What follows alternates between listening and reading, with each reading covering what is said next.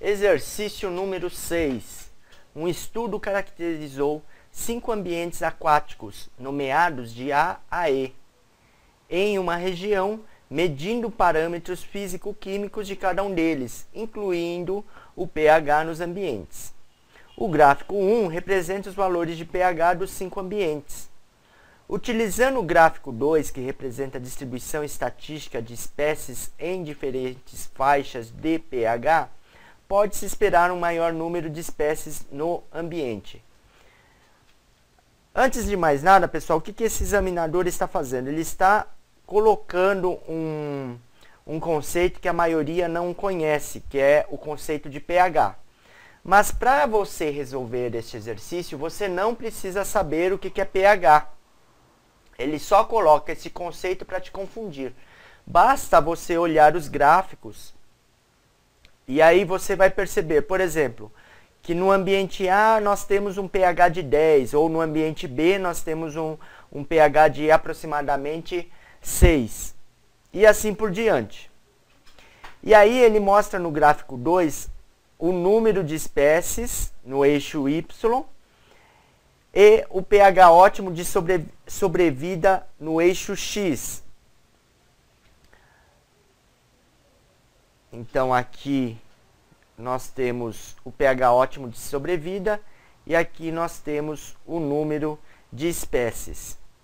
E aí, olhando para esse gráfico, você vai conseguir tirar algumas conclusões. Então vamos continuar com a leitura do exercício. Então, um estudo caracterizou 5 ambientes aquáticos nomeados de A a E em uma região, medindo parâmetros físico-químicos de cada um deles, incluindo o pH nos ambientes. Então, ele está falando do gráfico 1, certo? Foi feito um estudo e nesse estudo foi incluso o parâmetro pH. O gráfico 1 representa os valores de pH dos 5 ambientes. Utilizando o gráfico 2, que representa a distribuição estatística de espécies em diferentes faixas de pH, pode-se esperar um maior número de espécies no ambiente. Então, pessoal, olhando para o gráfico 2, o que nós podemos perceber? Nós podemos perceber, por exemplo, que quando o pH é de entre 7 e 8, você tem uma maior quantidade de espécies que sobrevivem naquele ambiente. Vocês têm 40 espécies que sobrevivem naquele ambiente. Conforme você vai abaixando o pH ou elevando o pH, você começa a ter uma queda no número de espécies que sobrevivem com aquele dado pH. E no gráfico 1, como já foi dito, foram colocados os pHs dos ambientes A, B, C, D e E. O A tem pH de 10, o B tem pH de aproximadamente 6, o C tem pH 6, o D tem pH 8, quase 8, e o E tem pH de 5, mais ou menos, aproximadamente. Tá bom. Aí ele está perguntando, pode-se esperar um maior número de espécies no ambiente? Olha só, pessoal, então nós vamos fazer a análise de dois gráficos ao mesmo tempo.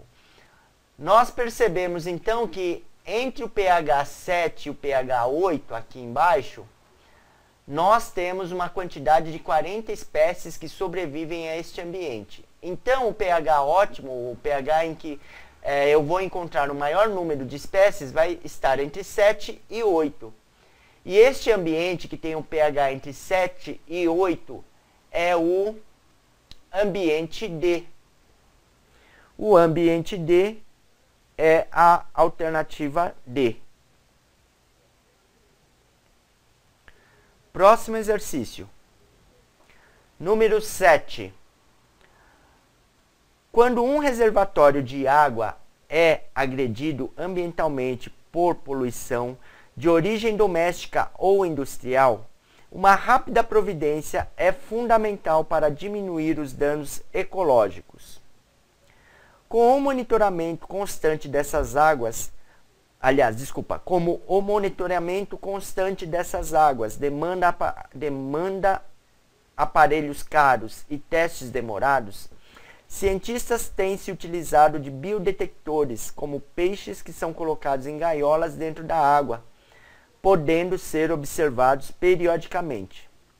Para testar a resistência de 3 espécies de peixes, cientistas separaram 2 grupos de cada espécie, cada um com 100 peixes, totalizando 6 grupos. Foi então adicionada a mesma quantidade de poluentes de origem doméstica e industrial, em separado. Durante o período de 24 horas, o número de indivíduos passou a ser contado de hora em hora. Os resultados são apresentados abaixo. Então, ele vai mostrar uma tabela aí para nós. Nós temos uma tabela, um gráfico com a espécie 1.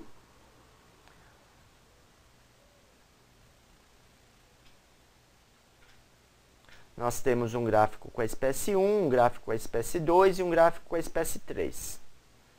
Então, ele falou que dividiu, pegou 3 espécies de peixe e aí dividiu em números, em 2 grupos, cada uma das espécies, e cada grupo tinha 100 peixes. Depois de 24 horas, ele começou a contar, a cada 1 hora, ele começou a contar o número de peixes em cada um desses ambientes. E aí nós vamos perceber o que aconteceu. Os peixes, 100 peixes da espécie 1 foram colocados no ambiente com poluentes domésticos e 100 peixes com poluentes industriais. Os poluentes domésticos foram representados pela linha tracejada, e os poluentes industriais, os peixes que foram colocados no ambiente com poluentes industriais, representado pela linha pontilhada, certo? Então, vamos continuar a leitura do exercício. Pelos resultados obtidos, a espécie de peixe mais indicada para ser utilizada como detectora de poluição, a fim de que sejam tomadas providências imediatas, seria... Então, ele quer saber qual que é a melhor espécie para nós utilizarmos como detector de poluentes domésticos e poluentes industriais.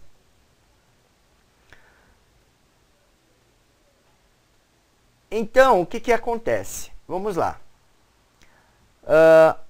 Vamos analisar cada um dos itens para ver o que faz mais sentido.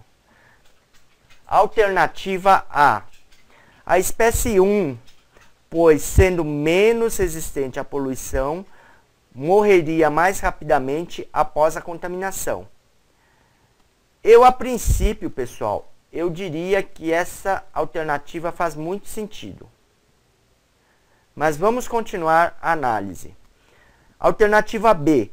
A espécie 2, pois sendo a mais resistente, haveria mais tempo para testes. C. A espécie 3, pois como apresenta resistência diferente à poluição doméstica e industrial, propicia estudos posteriores. Se nós olharmos o gráfico 3, pessoal, o espécime 3, nós verificaremos que não existe assim tanta diferença entre a resistência do peixe com relação à poluição doméstica e à poluição industrial. Alternativa D. As espécies 1 e 3 juntas, pois tendo resistência semelhante em relação à poluição, permitem comparar resultados. Bom, pessoal, as espécies 1 e 3 não têm resistência semelhante, concordam? Basta olhar o gráfico que vocês vão perceber que a espécie 1 ele morre muito mais rápido que a espécie 3, quando exposto às poluições, aos poluentes domésticos ou industriais. As espécies 2 e 3 juntas, pois como são pouco tolerantes à poluição, propiciam um rápido alerta. Então, pessoal, a alternativa E, ele fala uma bobagem. Ele fala que são pouco tolerantes. Na verdade, eles são altamente tolerantes. Como que eu sei que eles são altamente tolerantes? Porque eles resistem mais à poluição. Eles aguentam mais tempo a poluição, vivendo num ambiente poluído. Então, a E é uma bobagem. As espécies 1 e 3 juntas, pois tendo resistência semelhante, não tem resistência semelhante. O D também é uma bobagem. O C, a espécie 3, pois como apresenta resistência diferente à poluição doméstica e industrial, propicia estudos posteriores. A diferença entre dessa espécie nos dois ambientes não é tão diferente assim, isso aqui é uma bobagem. B, a espécie 2, pois sendo a mais resistente, haveria mais tempo para testes. A espécie 2 não é a mais resistente. A espécie 3 é a mais resistente, certo, pessoal? Basta olhar que este gráfico aqui, ó, este peixe resiste a mais tempo. E este outro aqui, você já começa a perceber um declínio aqui da quantidade de peixes nos dois ambientes. Então, era realmente isso, pessoal. A alternativa A é realmente a mais coerente com o que ele está pedindo. Então, o que esses cientistas querem? Eles querem detectar a poluição de um rio, de um dado rio ou de um reservatório de água rapidamente através da utilização de uma espécie de peixe. Ele pega 3 espécies de peixes, faz testes, coloca 100 peixes de cada espécie em um ambiente com poluentes domésticos e outro ambiente com poluentes industriais, e aí fica contando a quantidade de peixes a cada hora para ver o que acontece com cada peixe. E ele quer saber qual que é a melhor espécie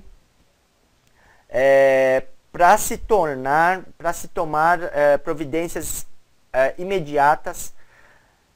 Ou seja, ele quer um detector, ele quer detectar rapidamente um tipo de poluição e quer tomar uma atitude, uma ação o mais rápido possível para sanar aquele problema. Então a espécie 1 é a mais indicada para isso, porque a resistência da espécie 1 é a menor.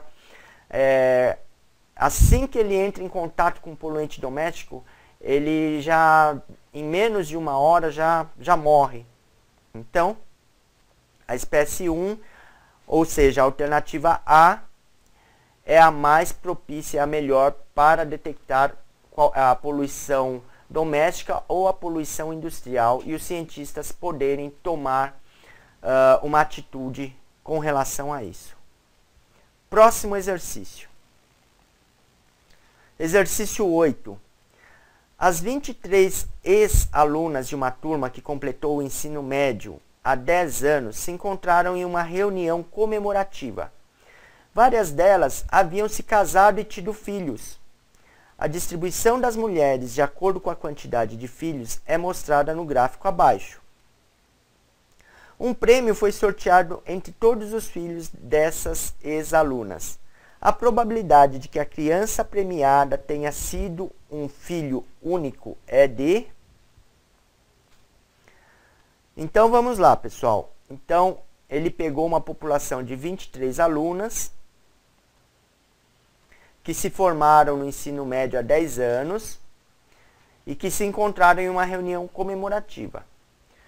Várias delas haviam se casado, então das 23, várias delas se casaram e tiveram filhos. A distribuição das mulheres, de acordo com a quantidade de filhos, é mostrada no gráfico abaixo. Então tem 8 sem filhos. Temos 7 mulheres com um filho. 6 mulheres com 2 filhos. E 2 mulheres com 3 filhos. E aí o que aconteceu? Ele pegou e sorteou um prêmio entre todos os filhos dessas ex-alunas.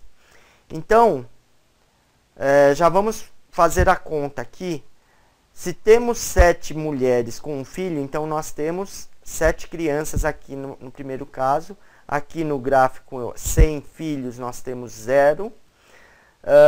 2 filhos, as mulheres com 2 filhos. Então, 2 filhos vezes 6 mulheres, nós vamos ter 12.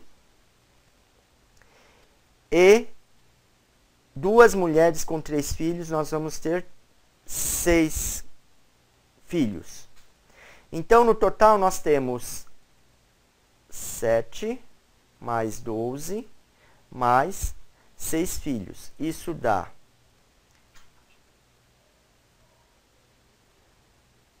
15, 25. E aí ele quer saber qual que é a probabilidade de que a criança premiada tenha sido um filho único. Então aqui eu vou ter que te passar rapidamente um conceito importante, que é o conceito de probabilidade. Então, nós temos aqui 25 crianças, certo? 25 crianças. Dessas 25 crianças, 7 são filhos únicos. Como eu sei disso? Porque 7 veio daqui.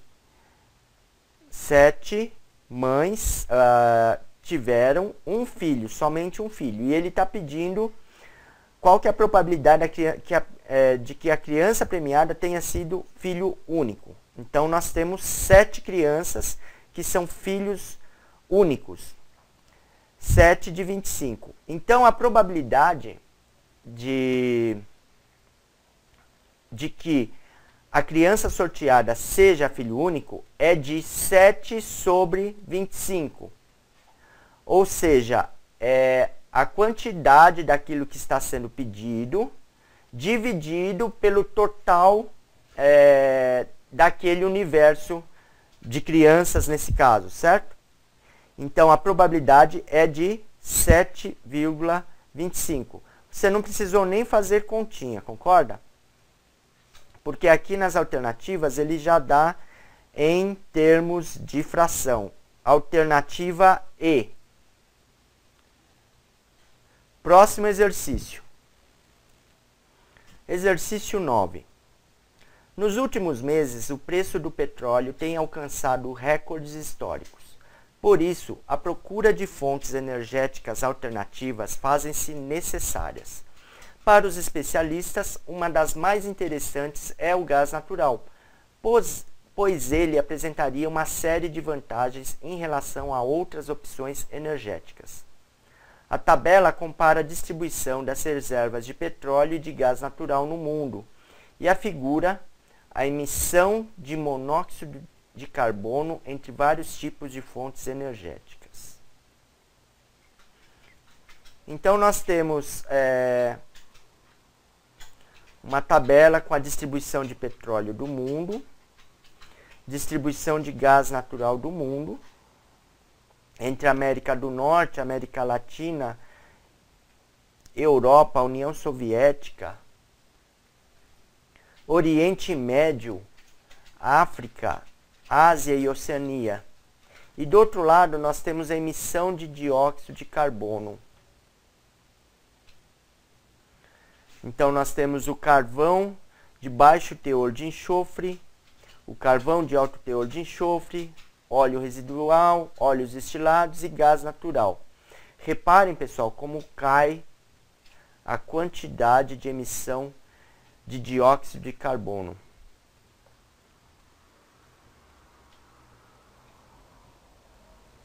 A partir da análise da tabela e da figura, são feitas as seguintes afirmativas. Então, ele vai dar algumas proposições, ele vai dar 2 proposições e nós teremos que analisar em relação às tabelas apresentadas no slide anterior. Então, a primeira proposição é a seguinte. Enquanto as reservas mundiais de petróleo estão concentradas geograficamente, as reservas mundiais de gás natural são mais distribuídas ao redor do mundo, garantindo um mercado competitivo menos dependente de crises internacionais e políticas. Depois voltaremos na outra tabela para verificarmos se isto é verdade.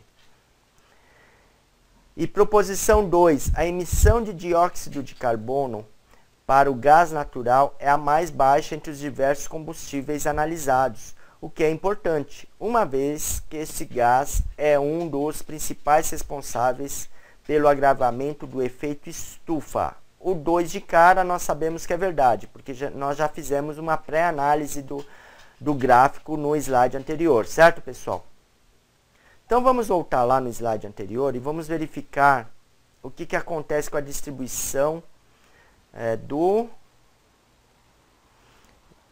enquanto as reservas mundiais de petróleo estão concentradas geograficamente. Ele fala então que o petróleo está concentrado geograficamente. As reservas mundiais de gás natural são mais distribuídas ao redor do mundo, garantindo um mercado competitivo e menos dependente de crises internacionais e políticas. Vamos ver se isso é verdade. Então aqui nós temos a distribuição de petróleo no mundo e aqui nós temos a distribuição de gás natural no mundo.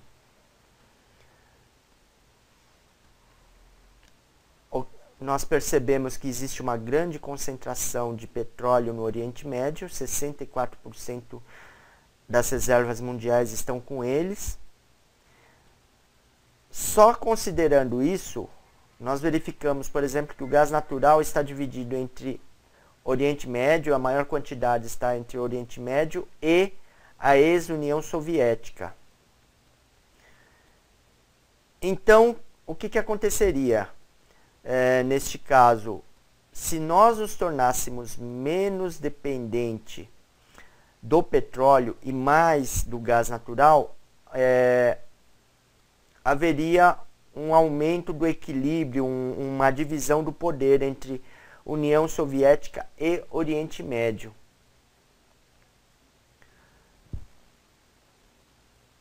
Então vamos reler a proposição. Enquanto as reservas mundiais de petróleo estão concentradas geograficamente, as reservas mundiais de gás natural são mais distribuídas ao redor do mundo, garantindo um mercado competitivo menos dependente de crises internacionais e políticas. Não é bem assim, né, pessoal? Porque nós vimos que a quantidade de gás natural, a maior parte está concentrada entre Oriente Médio e Rússia. Ou seja, nós deixamos de ficar nas mãos de apenas um país ou um estado e passamos a ficar nas mãos de 2 países, 2 estados. Isso não refresca muita coisa, né, pessoal? Mas a proposição 2, com certeza, ela é verdadeira. Vamos ver o que eles estão pedindo nas alternativas A até E. Alternativa A. A primeira está incorreta, pois novas reservas de petróleo serão descobertas futuramente. Isso não dá para afirmar. Logo, eu tenho a tendência de achar que a alternativa A já está errada de cara. Mas vamos continuar a análise. Alternativa B. A segunda está incorreta. Bom, de cara eu já sei que isso aqui está errado. Nem vou continuar lendo o resto. A alternativa C. Ambas são análises corretas, mostrando que o gás natural é uma importante alternativa energética.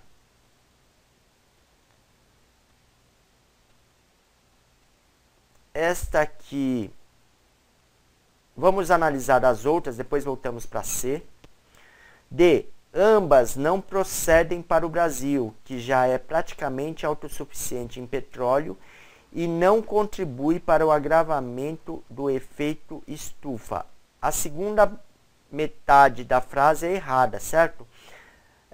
O petróleo, obviamente, contribui para o agravamento do efeito estufa. Então, a D está errada. E nenhuma delas mostram vantagens do uso do gás natural sobre o petróleo. Essa está errada também, porque nós vimos que o gás natural emite menos dióxido de carbono, certo?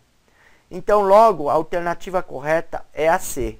Ambas são análises corretas, mostrando que o gás natural é uma importante alternativa energética.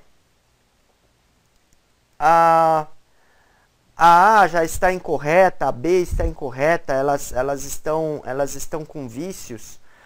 Então, a alternativa correta é a alternativa C. Apesar de eu não concordar com a proposição 1 totalmente, porque você não tem uma distribuição equitativa entre os países, você apenas dividiu o poder de um país para 2 países, a alternativa C é que está correta neste caso.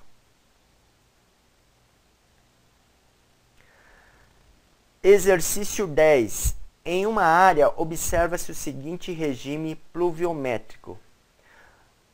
Então, aqui nós temos um gráfico em que o eixo, no eixo X nós temos a representação dos meses e no eixo Y nós temos a representação da precipitação da chuva em milímetros.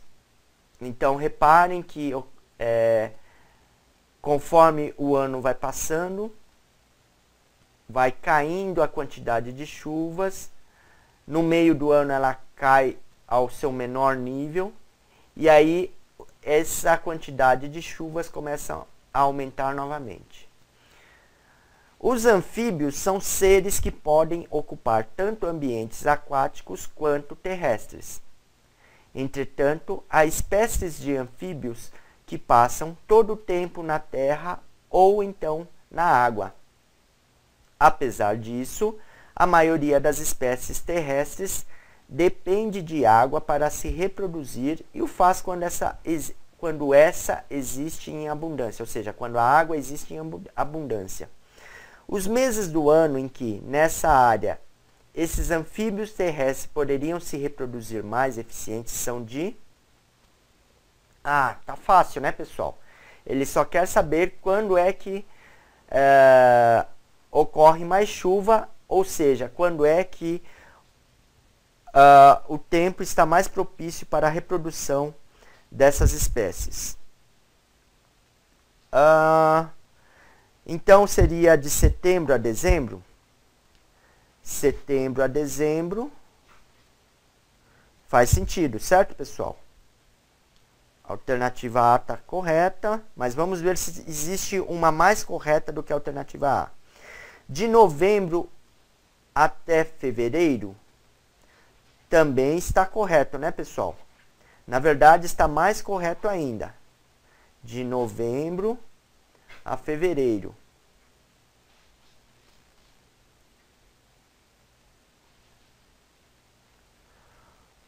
Essa aqui está mais correta. De janeiro a abril, não, né, pessoal? Em comparação com novembro a fevereiro, de jeito nenhum, certo? De março a julho, de jeito nenhum, né, pessoal? As chuvas começam a diminuir nessa época. De maio até agosto, também não, né, pessoal? Essa é a época onde tem menos chuvas. Então, a alternativa correta é de novembro a fevereiro. Alternativa B. E com isso, nós terminamos o nosso estudo sobre tabelas e gráficos. Eu espero que vocês tenham gostado.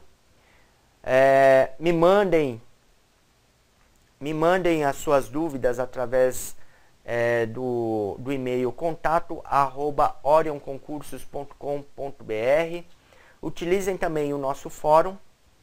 E eu fico aguardando vocês nas nossas próximas aulas. Até lá!